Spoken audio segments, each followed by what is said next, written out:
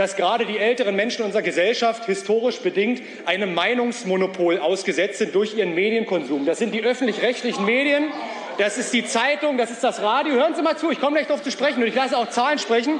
Und mir ist auch ganz bewusst, dass Sie das nicht hören wollen. Und das Traurigste ist, dass diese Generation sich damit selbst schadet, weil wenn man mal ehrlich reflektieren würde, was wäre für die Rentner in diesem Land da, die dieses Land aufgebaut haben? Stell dir vor, die CDU hätte die Demokratie so fest im Griff, dass sie Rentner manipuliert und mit süßen Versprechen besticht, während sie unsere Zukunft gegen die Wand fährt. Das klingt nach einem schlechten Thriller? Falsch gedacht. Herr Siegmund deckt auf, was wirklich abgeht, und du wirst schockiert sein. Los geht's.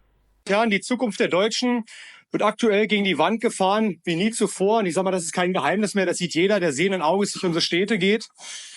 Und wenn man sich überlegen möchte, wie man aus dieser Situation rauskommt, wie man unser wunderschönes Land wieder auf den alten Weg des Erfolges bringt, muss man für sich selbst reflektieren, wie war es überhaupt möglich, dass wir in diese Situation kommen konnten, die für einigen Jahren eigentlich niemand hätte für möglich gehalten. Und in diesem Zusammenhang möchte ich heute auch über einen Fakt sprechen, der viel zu wenig in dieser Gesellschaft diskutiert wird, der aber erwähnenswert ist. Rentner wählen in diesem Land 4-mal so häufig die CDU und die SPD, als es junge Menschen tun. 4-mal so häufig. Und bevor mir das jetzt nachgesagt wird, ich möchte dieser Generation nicht absprechen, dass sie den falschen politischen Kompass hat. Im Gegenteil, es hat einen anderen Grund, auf den ich gleich zu sprechen komme und auch der sehr interessant ist, wenn man sich das mal reflektiert, was hier los ist. Erstmal muss man sich feststellen, 4-mal so häufig, das ist signifikant. Rentner wählen also 4-mal häufiger diejenigen, die den Niedergang unseres Landes maßgeblich mit zu verantworten haben. Und das heißt, eine Generation verbaut ungewollt mit ihrem Wahlverhalten zukünftigen Generationen die Zukunft der Kosmie. Und darauf komme ich heute zu sprechen. Und das hat auch einen Grund, den Sie am Leben erhalten wollen, meine sehr geehrten Damen und Herren. Jetzt muss ich erst mal klarstellen, woran das liegt. Dieses liegt vor allem, und das merkt man, wenn man mit Betroffenen spricht, daran, dass gerade die älteren Menschen unserer Gesellschaft historisch bedingt einem Meinungsmonopol ausgesetzt sind durch ihren Medienkonsum. Das sind die öffentlich-rechtlichen Medien, das ist die Zeitung, das ist das Radio. Hören Sie mal zu, ich komme gleich darauf zu sprechen und ich lasse auch Zahlen sprechen. Und mir ist auch ganz bewusst, dass Sie das nicht hören wollen.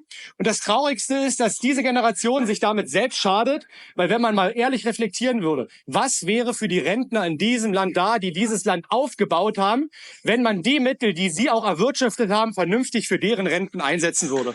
Wenn man sie nicht in die Welt verschenken würde. Wenn man nicht jedem in diesem Land, in diesem Land auf der ganzen Welt die gleichen Sozialleistungen zukommen lassen würde. Das wäre so viel mehr wert für diese Generation, die dieses Land aufgebaut hat. Und das muss man in diesem Zusammenhang mal sagen. Das heißt, die sägen leider Gottes den eigenen Ast ab durch diese Politik. Und dagegen wollen wir auch etwas unternehmen. Und noch einen zweiten Fakt, Sie haben sich ja gerade aufgeregt, wo sind denn die Zustimmungswerte der jüngeren Generation am höchsten? Der Bevölkerungsgruppe zwischen 25 und 60. Im Moment bei der Alternative für Deutschland. Und wissen Sie warum? Weil sich diese Bevölkerungsgruppe selbstständig informiert über die sozialen Medien, weil sie ungefilterte Nachrichten entgegennimmt, nämlich das, was ihnen serviert wird vom öffentlich-rechtlichen Rundfunk, weil sie sich selbstständig informieren. Und wer das macht, der kann über kurz oder lang im Moment automatisch nur bei der Alternative für Deutschland landen. Und das passiert in diesem Land aktuell. Und neben der medialen Beeinflussung, neben der Manipulation gibt es ein weiteres Problem in diesem Land und diesen nehmen wir uns heute mit diesem Antrag an. Ein Problem, was ungerecht und unfair ist und deshalb möchten wir es heute mit unserem Antrag beheben. Und zwar, das wird auch niemand leugnen können, aber in Deutschland haben wir in Alten- und Pflegeheimen das Problem, dass ganz oft das Vertrauen älterer Menschen in diesen Einrichtungen von einzelnen Politikern missbraucht wird. Und zwar passiert das Hand in Hand nicht selten mit den Trägern gemeinsam. Ich nenne hier ganz klar die AWO, ich nenne hier aber auch kirchliche Träger, die selbstverständlich auch ein politisches Interesse haben, eine politische Agenda in diesem Land verfolgen. Und das möchten wir heute ändern. Es wurde nämlich besonders sichtbar vor kurzem mit Bitterfeld-Wolfen. Da hatten wir einen Oberbürgermeisterwahlkampf und wir hatten den Kandidaten Herr Schenk von der CDU, den Kandidaten von der AfD, Herr Dornack, der in der Stichwahl ganz knapp verloren hat. Aber warum hat er verloren? Er hat bei der Briefwahl verloren. Und wo wird in diesem Land signifikant per Briefwahl abgestimmt? In den Alten- und Pflegeheimen. Und das ist natürlich kein Geheimnis, dass es unfair ist, wenn in diesen Heimen einigen Kandidaten Zutritt gewährt wird und einigen nicht. Ganz einfach auch wegen dieser Trägerschaft, die ich gerade definiert habe. Und Herr Schenk machte natürlich von dieser Möglichkeit, dass er dort rein durfte, rege Gebrauch. Und zwar hatte er das gemacht, indem er die Bewohner mit Pfannkuchen bestochen hat. Und das hat die Welt sehr gut auf den Punkt gebracht. Herr Krull, Ich zitiere die Welt, die Zeitung, Zitat: Der Oberbürgermeister Schenk erzählte später, er habe mehr als 1 Dutzend Pflegeheime besucht mit Gepäck dabei.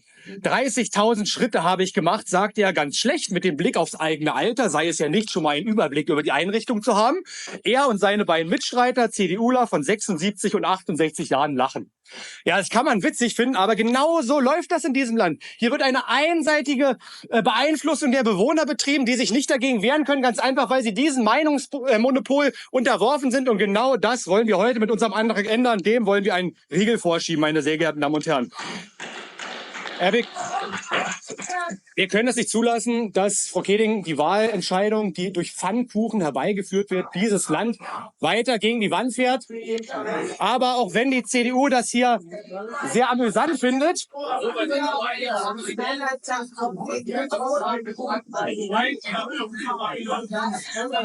also ich genieße jetzt erstmal, dass die getroffenen Hunde bellen, bevor ich Ihnen das nächste Beispiel zeige. Das nächste Beispiel hat sich... Ja, ich bitte um Ruhe, ich bitte um Aufmerksamkeit. Es gibt auch hier gilt das Gleiche. Etwas Pegel runter, sonst verstehen wir gar nichts.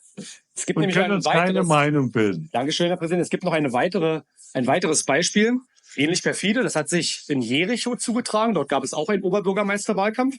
Und da hat der CDU-Bürgermeister Matschos in den Kindergärten Lebkuchen mit dickem, fettem CDU-Logo verteilt. Und da stelle ich mir erstmal die Frage, was hat ein Wahlkampf der CDU in einer Kindergarteneinrichtung zu suchen? Das ist die erste Frage. Und ich frage auch die CDU, wenn Ihnen das nicht schon perfide genug ist, wenn Ihnen das nicht schon genug ist, muss ich ganz ehrlich sagen, dass jetzt die Masche ist, der CDU neben den Altersheimen auch noch Kinder in ihr Knusperhäuschen zu locken. Ich glaube, das haben Sie sich bei den Grünen abgeguckt, meine sehr geehrten Damen und Herren. Und solchen Zuständen wollen wir entgegenwirken mit dem heutigen Antrag. Wir möchten eigentlich eine Selbstverständlichkeit, und ich bin auch sehr gespannt auf die Argumente, die Sie uns heute wieder entgegnen wollen. Wir wollen eine Selbstverständlichkeit, meine sehr geehrten Damen und Herren. Wir wollen, dass in allen Einrichtungen dieses Landes, die irgendwie direkt oder indirekt mit sozialen Mitteln finanziert werden, einfach eine Chancengleichheit hergestellt wird. Das heißt, jeder politische Vertreter, Herr Cosme, auch Sie, sollen sich dort vorstellen können und die Menschen von ihren Inhalten überzeugen können. Oder gar keiner, Herr Cosme. Das ist Sinn unseres Antrages und ich hoffe natürlich auf Ihre Zustimmung, weil wer Demokrat ist, kann nichts gegen diesen Antrag haben, Herr Cosme. Wie gesagt, ich bin gespannt auf Ihre Argumente. Gestatten Sie mir noch eine persönliche Bemerkung zum Schluss. Ich habe ja vorhin aufgezählt, welche Auswirkungen dieses Wahlverhalten in diesem Land hat. Und ich mache auch kein Geheimnis daraus. Es ist sehr, sehr schwierig, diese Generation wirklich allumfassend zu informieren. Und ich bin mir ziemlich sicher, wenn diese Generation wüsste, wie viel Mittel ihnen vorenthalten wird, wie viel Geld dieses Land zum Fenster rausschmeißt und wie viel eigentlich Rente da wäre für diese Menschen, wäre auch das Wahlverhalten dieser Generation ganz anders. Und deswegen möchte ich heute jedem mit auf den Weg geben: Tragen Sie es in Ihre Familien, sprechen Sie mit Ihren Eltern, sprechen Sie mit Ihren Großeltern. Und wenn Sie selbst in einem Altersheim arbeiten, schauen Sie genau hin, was da gemacht wird, ob es einen Betrug gibt oder nicht. Nur so kommen wir gemeinsam hier raus. Und wenn wir dann eine Chancengleichheit hergestellt haben und jeder weiß, was in diesem Land los ist, dann werden wir unser wunderschönes Land auch wieder auf den alten Weg des Erfolges zurückbringen. Vielen Dank für Ihre Aufmerksamkeit. Wow, das war echt heftig, was Herr Siegmund da aufgedeckt hat. Ist einfach unglaublich. Die CDU nutzt Rentner systematisch aus, manipuliert sie mit einseitiger Berichterstattung und schickt Politiker in Alten- und Pflegeheime, um sich Wählerstimmen mit Pfannkuchen zu sichern. Und als ob das nicht schon schlimm genug wäre, machen sie auch vor Kindergärten nicht Halt und verteilen Lebkuchen mit CDU-Logos. Das ist einfach moralisch daneben. Hoffentlich rüttelt dieses Video die Leute wach und sie sehen endlich, was die CDU da wirklich treibt. Wir müssen echt anfangen, genau hinzuschauen, was hinter den Kulissen passiert. So, wenn euch dieses Video zum Nachdenken gebracht hat, dann lasst mir ein Like da, abonniert den Kanal und schreibt unbedingt in die Kommentare, was ihr davon haltet. Ich bin gespannt auf eure Meinung. Bis dahin.